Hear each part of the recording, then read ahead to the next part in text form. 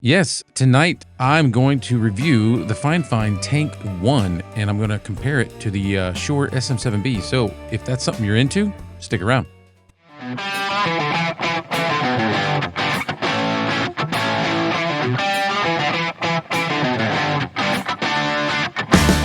Before I get too far into it, Fifine did send this microphone out to me for review. With that being said, regardless, I still will be giving all of my opinions and they will be mine and mine alone. They do not get any say in how the video turns out, and they don't get to see it before you guys do. You get to see it before them. How's everybody doing? Thanks for coming back to the Clay Allen Review for yet again another microphone review. We're doing the Fifine Tank 1, so let's jump into the features real quick. It is a cardioid polar pattern. It does come with a low cut switch and a mid boost switch, and you can go back and forth between low cut or flat, mids boost or flat. It's a sturdy metal construction, and I'm gonna tell you this thing is heavy. So you better have a good boom arm or a good mic stand to put it on. All right. So it is a natural sound reproduction, anti-electromagnetic noise. I'm not sure what that means. So it is an XLR only connection on the bottom. It's got intelligent noise reduction, and then it's got vocal clarity enhancement. We're gonna test that out. This thing is like hefty, man. You've got something in your hand when you're holding this thing. You're like, good lord, that's heavy. I'll let you take a look around. See, kind of resembles like the Rode Pod mic as far as the yoke mount to me with these big ears on here. But then you can swivel side to side, however direction you want to do it. And then right there on the bottom, you've got your XLR port, and then there's your two switches. The one on the top is your mids boost, and the one on the bottom is your low cut switch. So there's your info. I want to get this thing hooked up and start testing it out. So let's do that.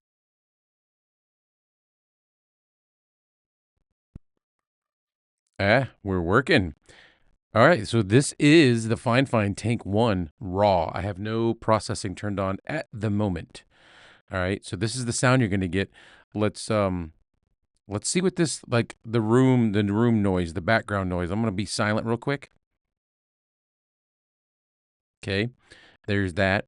And I'm sure everybody is interested in doing some processing, but we'll get to that in just a minute. All right, so the first thing I'm going to do is I'm going to do a proximity test on the Fifine Tank 1 with no processing. And this is what it sounds like when you get right on top of the mic on the Fifine Tank 1. This is your proximity. All right, so now I'll go ahead and do a quick plosive test. I'm about 4 inches away, which is a good recommended speaking distance on a dynamic microphone, and I'll look straight into the mic. Peter Piper picked a pack of pickled peppers, and he puts pineapple on his pizza.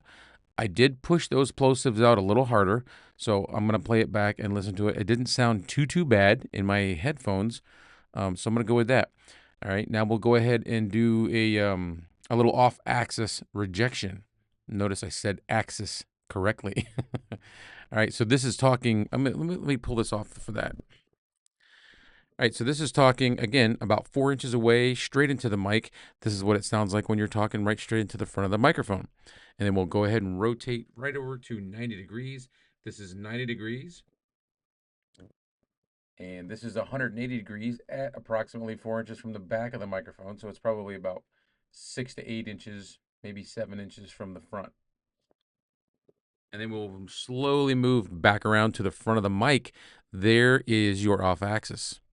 Let's check out those switches real quick on the back. What am I at right now? All right, so the switches are set to the flat position right now. So let's go ahead and see what it sounds like when we engage the mids boost. Okay, so now the mids boost is engaged. I can hear a little bit of a difference in my headphones. It's a little louder, a little more presence. Let me kick on that low cut filter. And now we've engaged the low cut, and I can hear the difference. I don't think I like this as much. I'm going to go ahead and flip that back. And we've turned off that low cut filter. And this is what it sounds like with the mids boost on. Let's go ahead and turn the mids boost back off.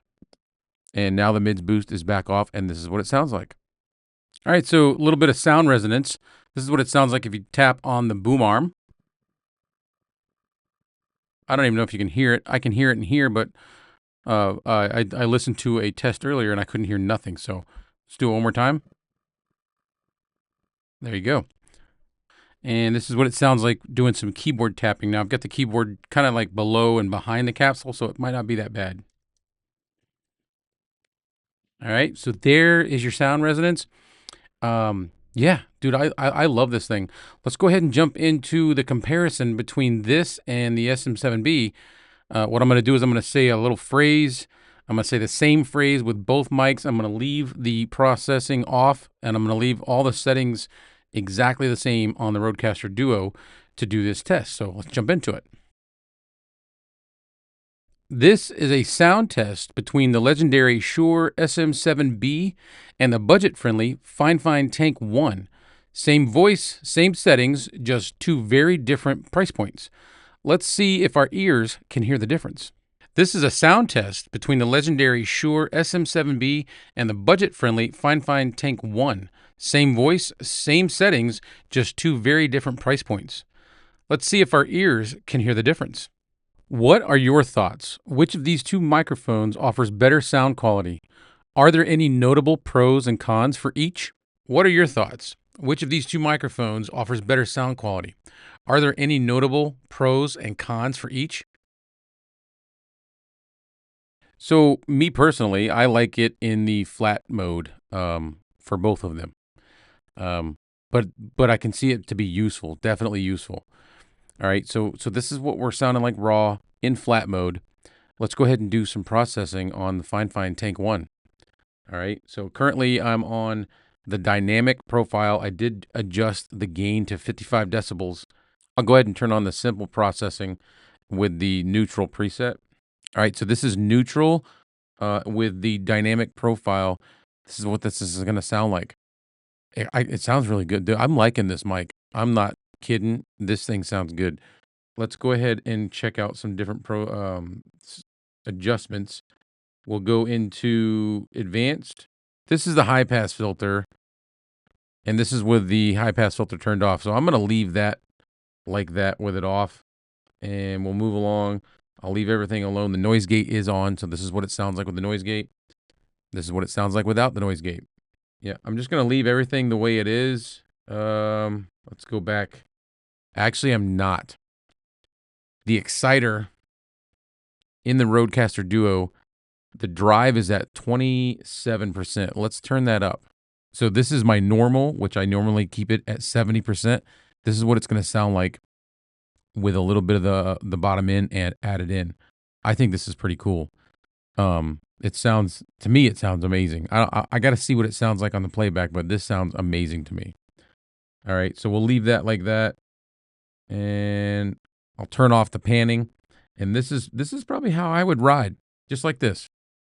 Again, dynamic profile. We're in advanced processing. Let's go ahead and see what this thing sounds like with the SM7B profile. So now we've got the SM7B profile on, and we are in. This is neutral with the SM7B. And this is my SM7B profile, my preset for the SM7B. What do we think? This thing sounds good. I don't know. This is just really good. This is something that you could listen to. I could for a while and not really get bothered. This just sounds warm and comforting. That's the best thing I can think of is when a mic sounds really good. It's comfortable. You know, it sounds comforting. It's comfy. Are there any notable? What are your? Are there any notable Wow. Are there any notable? Why am I having such a hard time with that? All right, I'm having a hard time deciding which one sounds better. So I'm going to go with they both sound good and they both sound different in their own way. But if spending $400 on a microphone is out of the question for you, you could spend around $130 for this microphone and you're getting a very similar sound. The sound rejection on this thing is pretty awesome, and I think that's got a lot to do with the build quality. This thing is hefty, and we all keep referring to Fifine's mics as being built like tanks, and they are. They're just heavy, sturdy microphones. The fact that it's got all this metal, and everything is just it's well built, and I think that kicks a lot of that background noises out. The sound resonance just makes it an overall good sounding mic. Again, we're still this is not with no processing or anything turned on. I do have it on the dynamic profile, but I mean, this is pretty much raw. This is how it's going to sound if you hooked it up and didn't do anything to it. This is what you're going to get. And for the money, I think it's a good buy. But that's not up to me. That's up to you. If you think this is something that you want to add to your arsenal, if you want something that sounds to me this good, I can't see where you could go wrong purchasing one of these. So that about sums up what I've got for the Fifine Tank 1. I hope you enjoyed this. I hope you got something positive out of it. Maybe it helped you make a decision. And if you did appreciate this, if you did like what you've seen, please give me a thumbs up. I would appreciate that. And if you haven't subscribed, I would appreciate that as well. And that's it. I'm going to let you go with that. So if you want one, go pick one up. I'll leave a link for it in the description. That's what I've got. Thanks for watching the Clay Allen review. I will see you in the next video. I am out.